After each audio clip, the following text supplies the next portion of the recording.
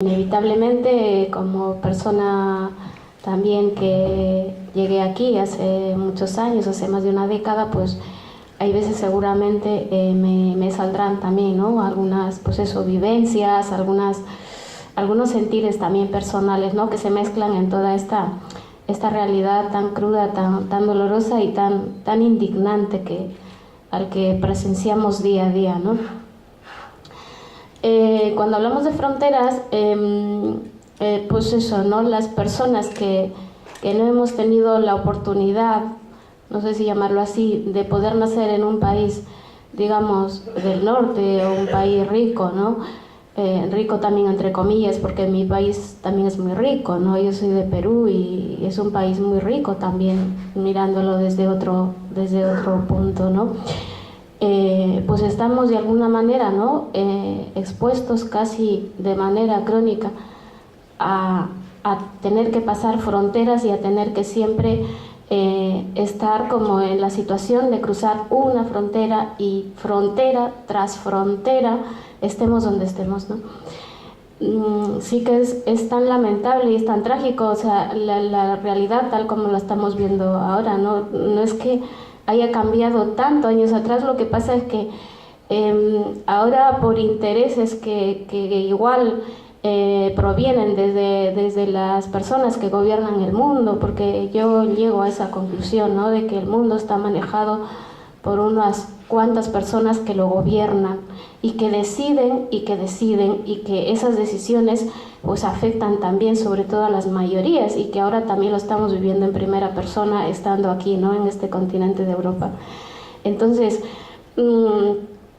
desde allí, ¿no? De que mucha gente está expuesta a morir, también se ve, ¿no? Las personas que emigran a Estados Unidos también, que están decididas a morir, porque en el camino puede pasar muchísimas cosas, ¿no?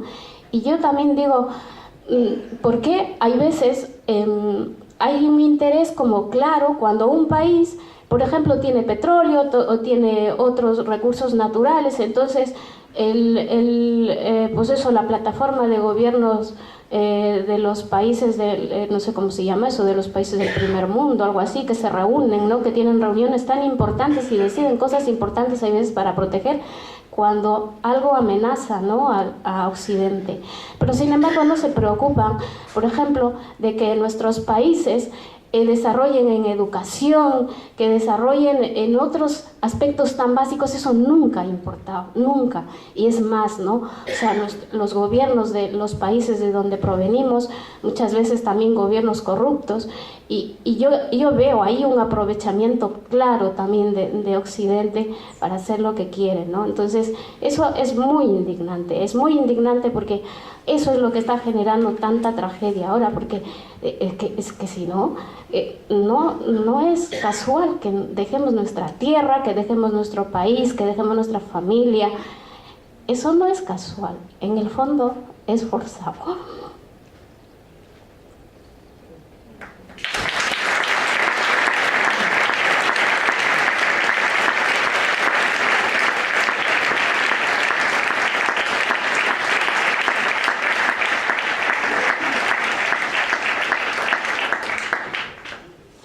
Y no podemos ser indiferentes, ¿verdad?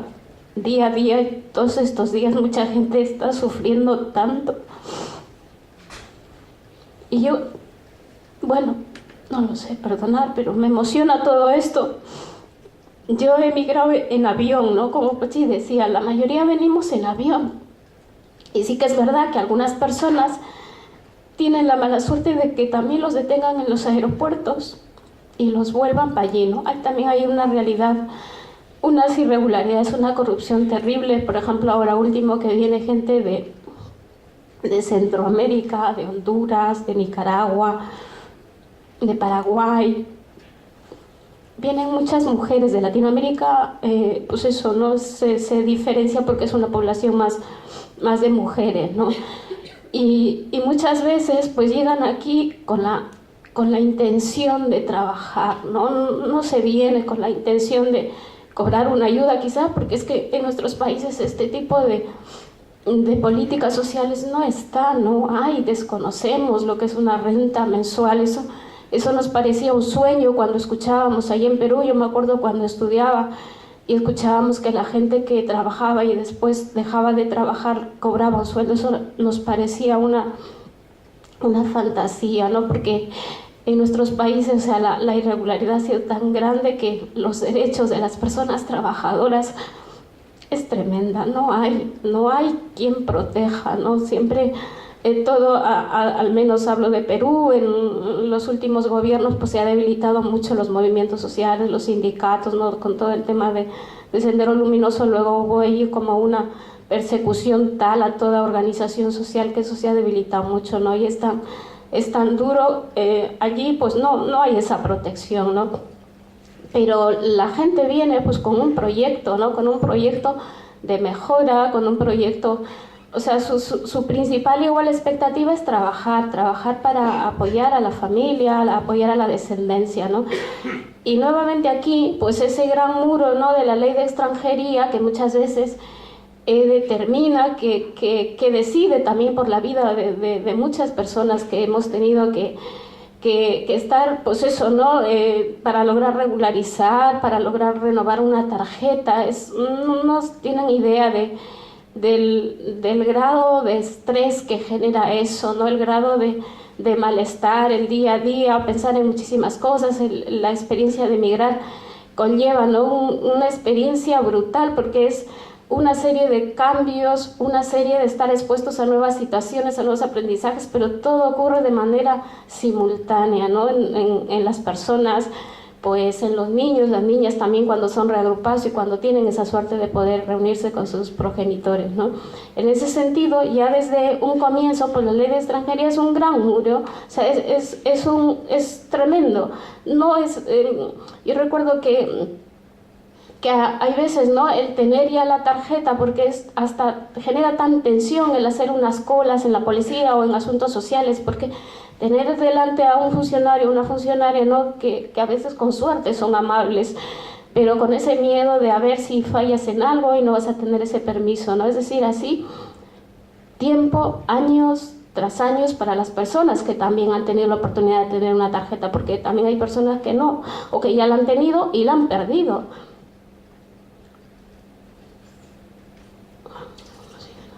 En ese sentido también, ¿no? En este tiempo, igual, o sea, sabemos que hay crisis y que también que esta sociedad también se ha empobrecido, ¿no? Y de que muchas personas pues también lo están pasando muy mal, pero sin embargo también para la población inmigrante, o sea, ya que de por sí estaba en la última casi peldaño, ¿no? O sea, de que más que nada, porque hace un momento cuando oí hablar, ¿no? De migrante económico, ¿quién es migrante económico? ¿No? A veces yo preguntaba a la gente, ¿quién nos hemos hecho rico o rica viniendo aquí? ¿No?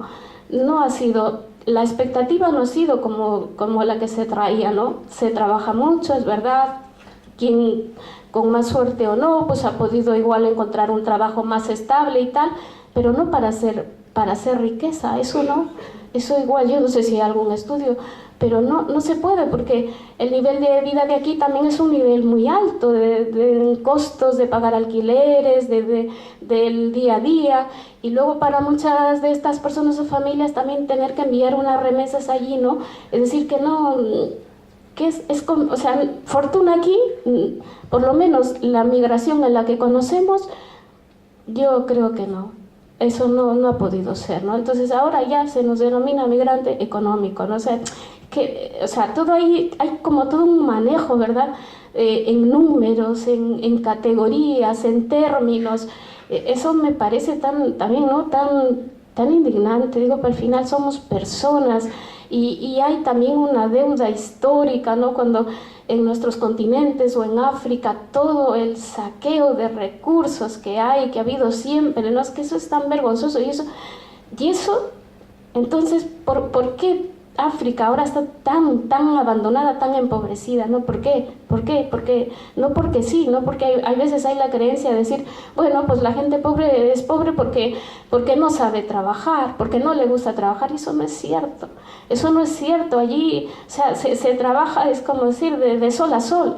O sea, pero sin embargo, como vuelvo un poco a lo de antes, ¿no? Hay hay aquí alguien que mueve todo, ¿no? Que mueve en función de conveniencias, y ahora estamos llegando hasta donde estamos llegando, un mundo tan desigual, un mundo con tanta violencia, un mundo, ¿no?, con tantas tragedias. O sea, eso yo creo que si nos preguntaran a las personas como pues nosotras que estamos así aquí más cerca y tal, seguramente que condenaríamos y no nos gustaría, diríamos que no a eso, ¿no? Bueno, y con el empobrecimiento, pues obviamente, ¿no?, la precariedad en la vivienda, en la alimentación, muchas familias con niños o niñas que privan de mandarles a unas clases extraescolares porque no les da, no les da el comedor, ¿no? Familias, yo también por el trabajo, yo soy psicóloga y he trabajado con muchas familias y tal, y ver familias pobres y que les deniegan una beca de comedor, o sea, es decir, pero qué absurdo es, o sea, ¿no?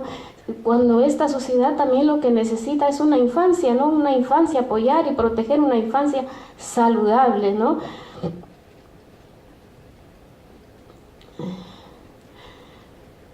Bueno, lo del racismo ya de por sí, ¿no? Con la ley, o sea, de pronto la ley nos hace recordar que somos distintos, ¿no? Que somos distintos o distintas.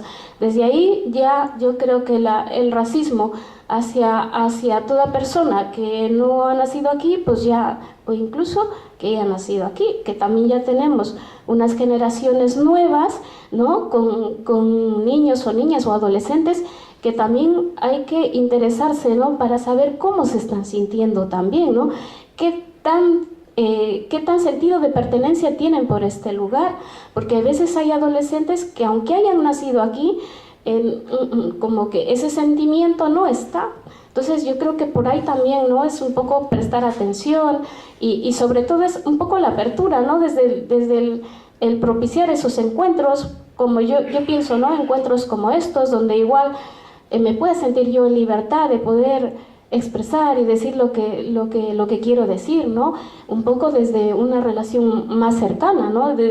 Pero hace falta, yo creo que también un poco dedicarnos tiempo para hablar de esto, que en mi opinión yo creo que también tiene su trascendencia.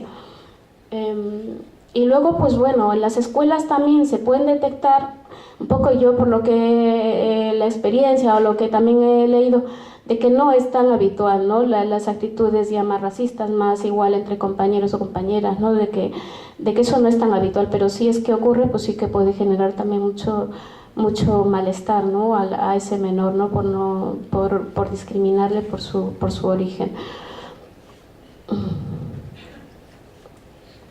Luego también me parece importante también, ¿no?, un poco destacar que las mujeres, ¿no?, que son, bueno, de la población extranjera, casi la mitad son mujeres. Y de las mujeres, el otro día escuché un dato de que de cada 10 mujeres extranjeras, 9 trabajan en el sector de los servicios, ¿no? En el sector de los servicios, pues que está el servicio doméstico. Yo creo que igual ahí hay una gran proporción de mujeres que trabajan en el servicio doméstico, ¿no? Y aquí yo también, ¿no?, quería recalcar que estamos con personas de un sindicato, ¿no?, de que el trabajo doméstico está normado por una ley que es una ley como específica, o sea que no es una ley como las otras leyes. ¿Por qué, no? ¿Por qué? Porque si también es un trabajo. Entonces es una ley que ya de por sí tiene como unas desventajas, unas limitaciones importantes y sin embargo, ¿no?, a pesar de eso ni siquiera se cumplen las condiciones tal cual dice la ley, ¿no? Entonces también aquí vemos pues a muchas personas, ¿no?, además que hay que destacar el trabajo que realizan, que es un trabajo que de alguna manera, ¿no?, el Estado o la administración no la quiere ver porque es tan importante la labor de los cuidados de las personas mayores, ¿no?, de nuestras personas mayores, cuidados de niños o de niñas, la atención de la casa y de las tareas, ¿no? Es una labor pero tan importante y tan vital pero que no, o sea, parece que también no interesa mucho, ¿no? Porque yo también, ¿no? Algunos años he trabajado en este sector y trabajas y cotizas y todo, y luego, por ejemplo, no tienes derecho al paro. Sé que en los últimos años ha habido alguna mejora y tal, pero de todas formas está ahí como un poco más aparcado, ¿no? De ahí un poco también me parece importante también, ¿no? Abrir las puertas a este sector, un poco apoyar para reivindicar porque esta ley también cambie, ¿no? También escuchaba que en España, ¿no? Es uno de los países donde de alguna manera como que ha reclutado a muchas mujeres para lo que es el trabajo de interna, ¿no?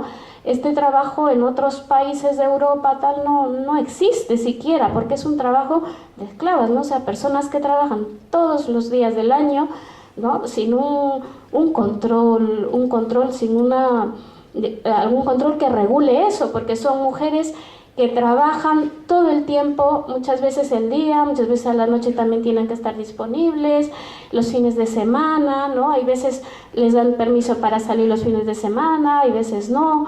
El tema, por ejemplo, de médicos y tal, ¿no? Hay veces tienen que renunciar a sus citas con especialistas porque igual no pueden dejar a esa persona, y es verdad que es un trabajo de dependencia también, pero de alguna manera también, ¿no? Hace que esta persona esté siempre pendiente de su trabajo, incluso renunciando a asuntos personales que pueda necesitar.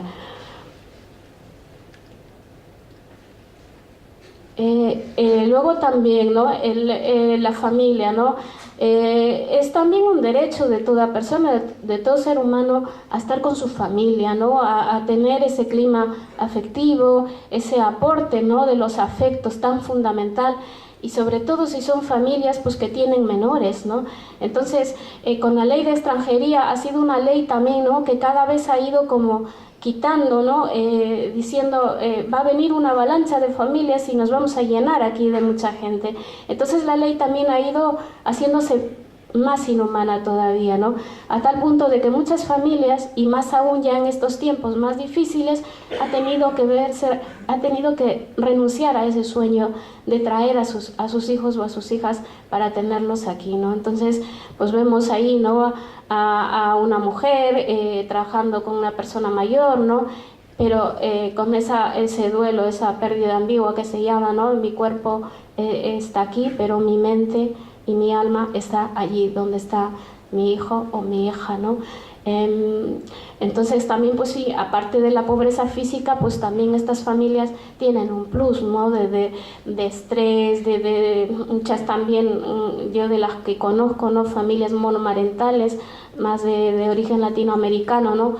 Solas, teniendo que garantizar el sustento de esa familia, el tener que estar preparadas para criar a esos hijos o a las hijas, también complicado en estos tiempos, ¿no? El tener a veces que mandar remesas allí, el tener que trabajar, es decir, que una serie de cargas, ¿no? Del día a día que bueno, pues me parece también tremendo, ¿no? Y otra también de las pérdidas, también una ruptura como muy grande, es la pérdida de la red social, ¿no? También se ven de que aquí también pues cuesta acceder a los recursos igual que ya existen, entonces muchas están aisladas, y de alguna manera pues eso también va a propiciar una baja autoestima, claro está, porque si se viene, incluso hay veces algunos o algunas pues con estudios superiores y tal, pero aquí los nichos laborales son los que hay, pues eso también genera una baja autoestima, unos sentimientos de inferioridad que también en muchos casos se trasladan a los menores, ¿no?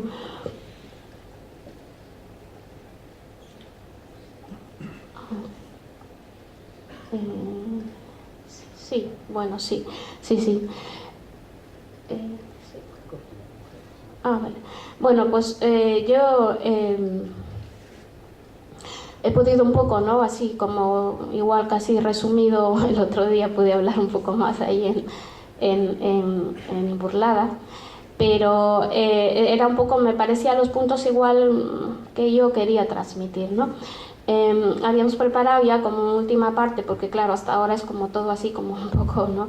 Que no es tan agradable de oír, igual a ver también que otra parte igual como más alentadora, igual que nos puede generar también algún sentimiento de esperanza, ¿no? Porque si no, vamos, sería todo terrible, ¿no?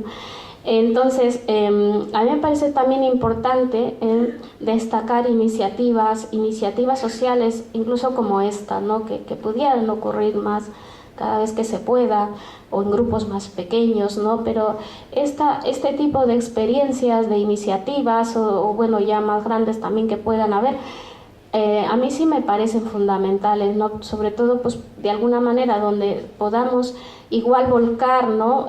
Nuestra disponibilidad, o donde podamos exteriorizar pues, también las emociones o también las ideas, y hacer de alguna manera también, ¿no? Generar como sinergias, generar como alianzas, ¿no? No estar indiferente a lo que está pasando. Entonces yo quería, pues eso, ¿no? Mostrar igual de la experiencia de asociacionismo, por ejemplo, ¿no? La experiencia de estar en grupo, de ser un colectivo.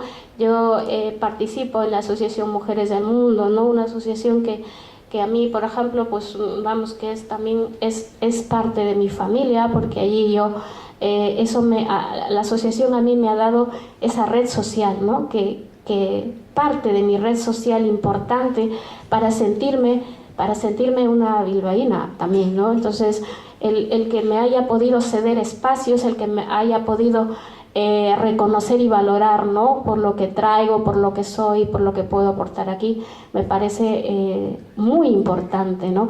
Y así como a mí, hablo en primera persona, pero también hay más compañeras que igual, al poder estar en un espacio como este, hemos podido también, ya no solamente desde lo personal, sino ya sumar desde un grupo, ¿no? Sumarnos igual, fortalecernos, para no solamente en un inicio pensar en cosas más inmediatas, pues como son los documentos, como es el trabajo, como es la vivienda, ¿no? Sino ya más bien ir a lo largo de todos estos años, ir siendo más conscientes igual de qué es lo que también tenemos que hacer, ¿no? Cuál también es nuestro rol, igual ya más sociopolítico igual, ¿no?